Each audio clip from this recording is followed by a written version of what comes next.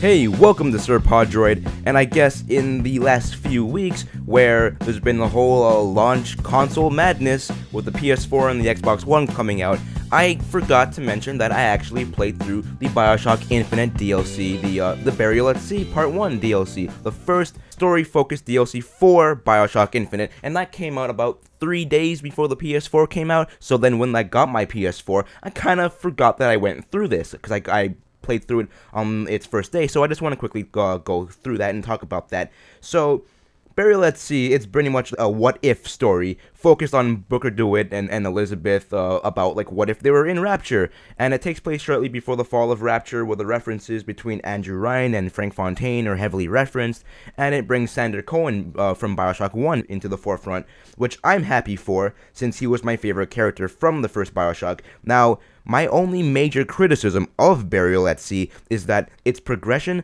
is a bit too focused on fetch quests. The first half is a fetch quest where, basically the first hour there's no combat, you're just walking around and getting a sense of the environment, while the story and the world and the characters they build around you.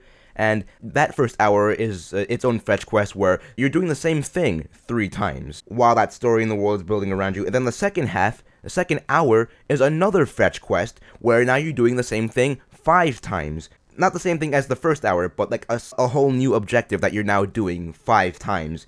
And that second hour, it's more combat and exploration focused, which I thought was fantastic, because the exploration felt a lot closer to the first BioShock, and it mixed together both the elements of being quiet and sneaking around and planning your attack of BioShock 1 with the skylines and the fast-paced nature of BioShock Infinite. And while the fetch quests do hamper on the experience, I am never let down by the writing and the atmosphere when it comes down to the overall experience of a BioShock story campaign. And I should mention that this was made specifically for people who have beaten the first BioShock and have beaten BioShock Infinite, especially BioShock Infinite. It's like the Dark Knight trilogy, where you can watch Batman Begins by itself and it works by itself, or you can watch The Dark Knight by itself and it works by itself. Dark Knight Rises only works when you've seen both Batman Begins and The Dark Knight, as it serves to tie them tightly together as a series, and it's the same thing here with Burial at Sea. BioShock and BioShock Infinite, even though they can be considered as separate pieces with similar crossover elements, Burial at Sea only works specifically if you've beaten both of them.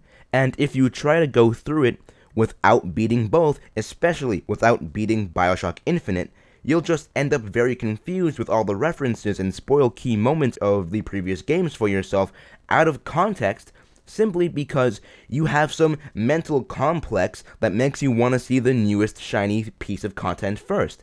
The fact of the matter is, after beating Burial at Sea Part 1, my feeling is further confirmed for me that there doesn't need to be a quote-unquote best BioShock game.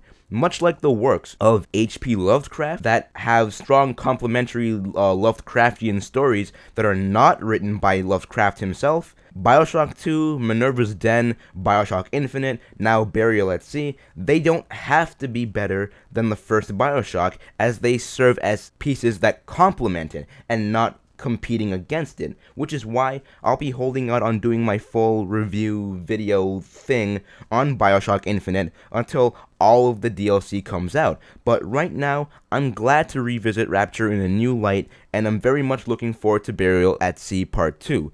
And I also should make clear that if you did not like BioShock Infinite, this will not change your mind about it. This piece, BioShock Infinite's Burial at Sea DLC, is very specifically meant to be a work of fan service. This will not convince you to like Infinite. This will not change your mind on the previous games. This is purely a complimentary piece, and that's pretty much all I have to say about that. As much as I didn't care about the fetch quest nature of the progression of it, I still enjoyed the writing and the atmosphere of it, and yeah, that's pretty much all I have to say.